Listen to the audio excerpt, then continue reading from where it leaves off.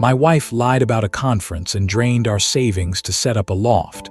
So I canceled the transfers, froze the credit line, changed the codes, had her served at work, and sent the packet that got her walked out before I signed a no-contact agreement. A bank alert hit my phone, and my stomach dropped. Someone had moved our savings in little bites, like they were feeding a second life I didn't know about. The message that followed had a link and one line about where my money really went. I clicked it anyway. I'm an elevator safety inspector, 39. I ride service lifts, test brakes, and listen for the small noises that mean something is about to fail. I've always believed the worst breaks start as tiny slips. Maylene and I lived in a split-level house in a quiet suburb with trees that threw leaves like confetti. Our front step had a loose brick you had to remember. Our kitchen had a crooked tile behind the sink that I kept saying I'd fix. A little spice rack sat by the stove, packed tight, labels facing out because Maylene liked things to look neat. We weren't rich, but we were steady. That's what I told myself. We had a joint account, a plan, and a calendar that looked full in a good way. Maylene was 38 and worked as the ethics and training lead at a medical supply company. Her whole job was teaching people what was right and what crossed the line. She knew every rule about gifts, vendors, and conflicts of interest. That week, we were getting ready for a neighborhood chili cook-off in our backyard. Not a party for us, just a simple thing to feel normal. Maylene had ordered little paper bowls online. I had cleaned the grill and strung new patio lights, the kind with soft bulbs that made the yard look warm even when it was cold. The message came while I was alone in a service elevator at the Bayfront Hotel downtown. I was between floors, waiting for the building engineer to reset a panel I had flagged. My phone buzzed in my pocket, unknown number. You should see what she does when she says she's at a conference. There was a link. I shouldn't have opened it, I know that, but the bank alert was still bright on my screen. And my wife was, in theory, 2 cities away for a regional compliance summit. The video loaded. It was shaky at first, like someone had hit record too fast. Then the camera steadied. I saw my own kitchen. I knew it by the crooked sink tile and the little dent on the fridge door from when I carried in a toolbox wrong. The patio lights I had hung 2 days earlier glowed through the back window. Maylene was in frame. Her hair was down, not pinned like she did for work. She was laughing like she didn't have a care in the world. A man stood close to her, tall, with soot smudged on his hands like he worked with fire. He leaned in, kissed her, and she touched his chest like it belonged to her. Then she said, clear as day, once Calder signs off on the refinance, we'll be set. This place will cover the loft. The man smiled and said, you told me he won't fight. My ears rang. My hands went cold on the phone. I replayed it once, twice. The same line, the same kitchen. My life turned into a set for someone else's plan. When I got home that night, Maylene wasn't back yet. Her suitcase was still gone. The house smelled like the lemon cleaner she liked, but it felt wrong, like walking into a room after someone has been whispering about you. I took out the trash, more because my hands needed something to do than because it needed to be done. That's when I saw it. A plastic badge on a lanyard, crumpled under coffee grounds and paper towels. It said, Furnace and Form Glass Residency Weekend. Under it, in smaller print, guest. That was not a compliance summit. I stood there with the badge between 2 fingers. It felt like holding a match someone else had already lit. I searched the event name right there, trash smell and all. The residency had a public schedule online. Photos, names. It listed live demos and private tours. One name jumped out at me, Kellen Rook, resident artist, Studio Rookfire. I clicked his page. There he was, smiling beside a bright orange furnace, holding a blown glass bowl that looked like frozen flame. And there was Maylene in a photo from the event, half turned away, tagged by the official account. She was wearing the same jacket she had kissed me goodbye in. I didn't scream. I didn't throw anything. I just sat at the kitchen table and stared at the crooked tile until my eyes burned. I needed one person to tell me I wasn't crazy, so I called Orland Dean. He was 61, the man who trained me when I first started inspecting elevators. Rough voice, steady hands, no nonsense. He had seen every type of human mess you can imagine, and he never sugarcoated anything. He picked up on the second ring. "Calder, you okay?" I told him I got a video. I told him there was money missing. I told him her badge said Glass Residency, not Compliance Summit. There was a pause long enough for my breath to turn sharp. Then Orland said, "I've met her at your work dinners. She always looked through you, kid." I swallowed. "What does that mean?" "It means," he said, slow and flat, "you were the elevator, not the destination." That line hit harder than the video, because it didn't feel like a guess. It felt like a truth my brain had been avoiding for years. That night, I didn't sleep.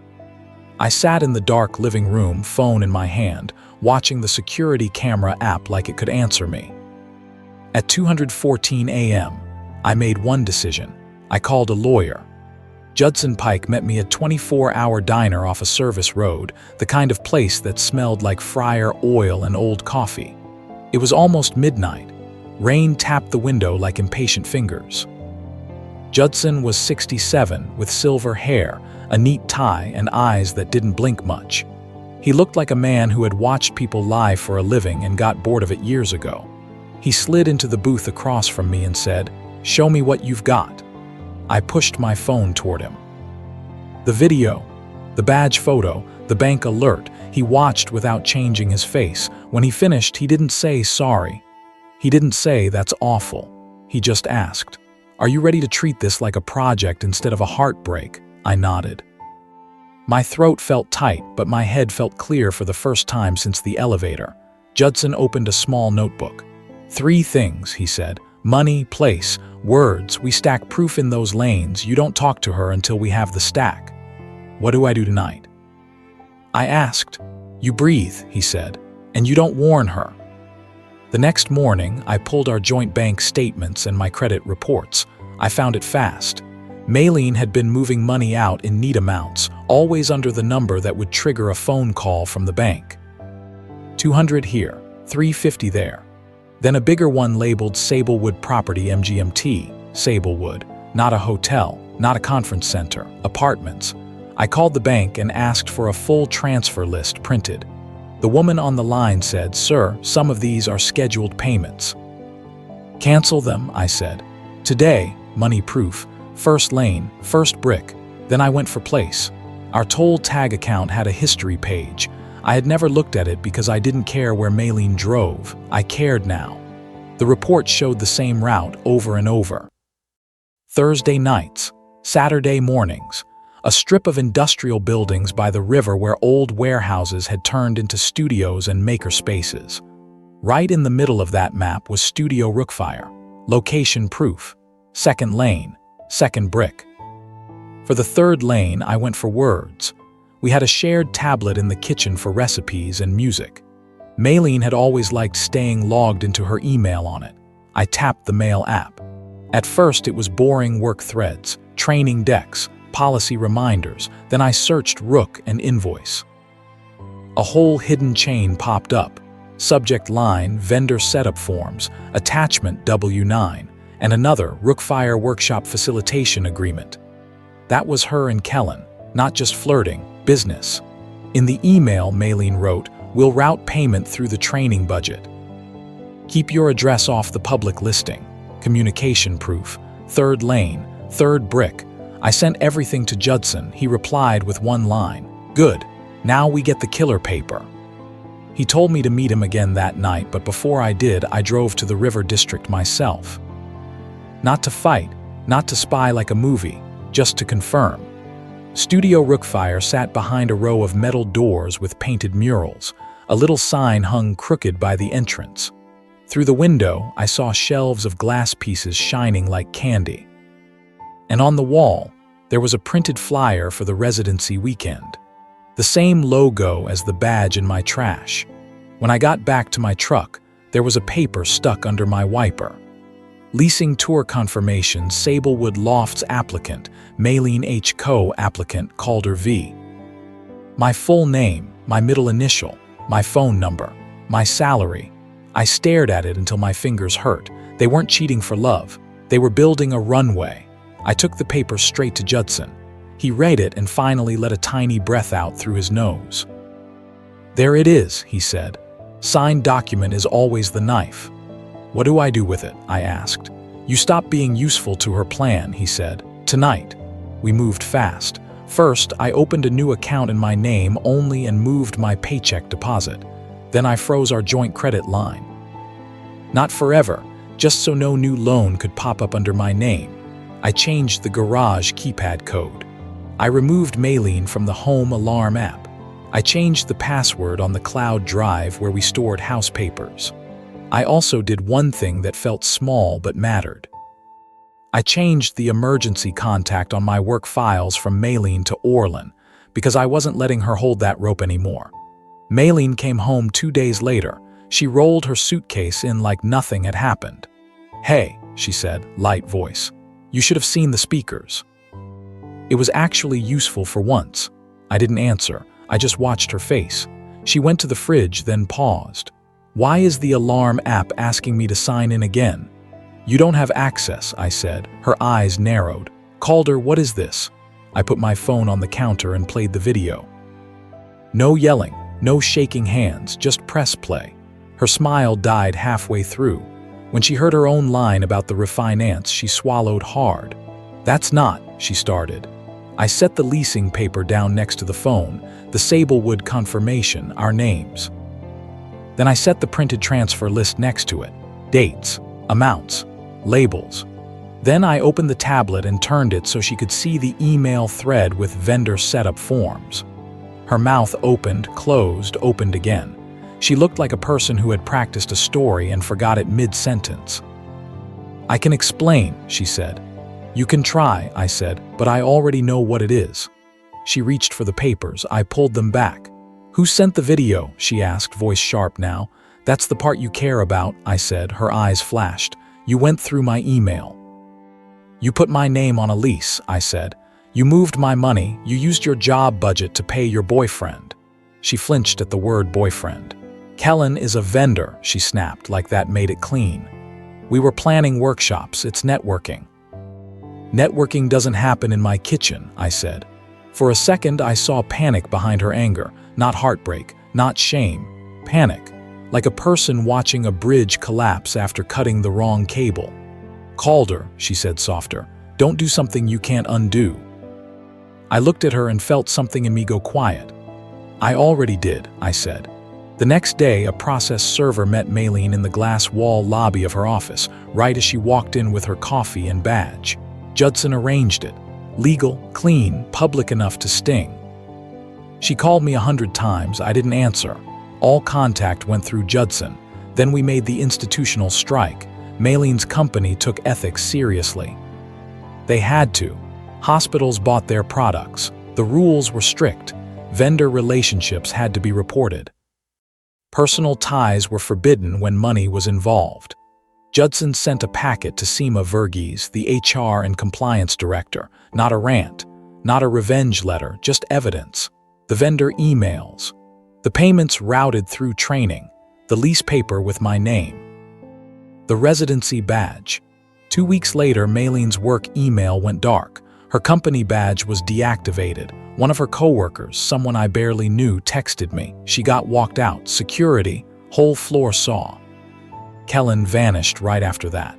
His studio page went private. The residency site removed his bio. A friend told me Kellen started telling people Maylene misled him, and he didn't know she was married. I didn't believe that for a second, but I did believe he was saving himself. Maylene tried to run to her family for cover. That's where the judgment hit. Her uncle Balin was the family elder. Retired city council man, loud voice at holidays, always talking about reputation. He called me once. "Maylene says you're trying to ruin her," he said. "I'm trying to end it," I replied. There was silence. Then he said, "I saw the packet. She used your name like it was a tool. Don't come to my house with this drama, but know this, she's not welcome at my table for a long time." That was all the public shame I needed. not because I wanted her hurt. Because I wanted the story to stop twisting. I didn't stay in the house, not at first. Every room felt like a set from that video. So I moved into a small fishing cabin my cousin kept by Lake Wren.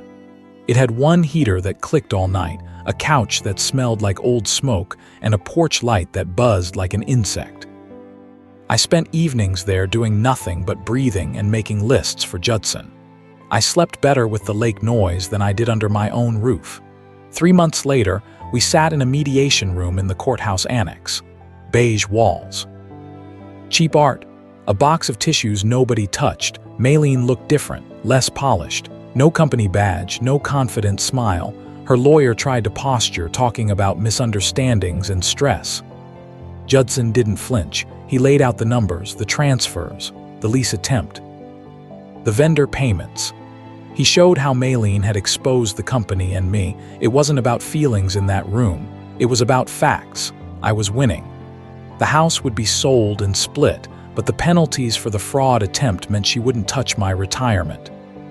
She would keep her car, but I wouldn't keep paying insurance. Simple.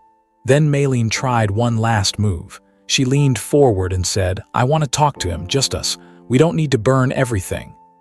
Judson glanced at me like a question. I looked at Maylene and saw the same thing I saw in the kitchen. Not love, not regret. A person trying to grab back control of the rope. I said, "No." Her face tightened. Called her, "Be reasonable." Judson slid a paper across the table. "This agreement includes a no-contact rule," he said. "All messages go through my office. He moves on, you move on." Maylene's eyes went wet. "You're really going to erase me?" I picked up the pen. "An elevator doesn't argue with a snapped cable," I said. "It just stops the ride." Then I signed. That was my point of no return. Not yelling, not revenge speeches. Ink on paper. A clean cut. 2 years passed. Maylene tried to reach me once, not through letters or lawyers at first, but through my work. She called the main line at my inspection office and left a message with the receptionist. The receptionist handed me the note and said, she sounded upset, said it was urgent. I didn't listen to the voicemail. I didn't need to. I wrote one email to Judson. She reached out. He replied, "We hold the line." So we did. Another 5 years passed after that. I took a promotion, then another. I became regional lead, then started my own small consulting shop for elevator safety. I hired 2 techs and a scheduler. My days got busy in a good way. I moved 900 miles away to a calmer city with wide streets and less noise.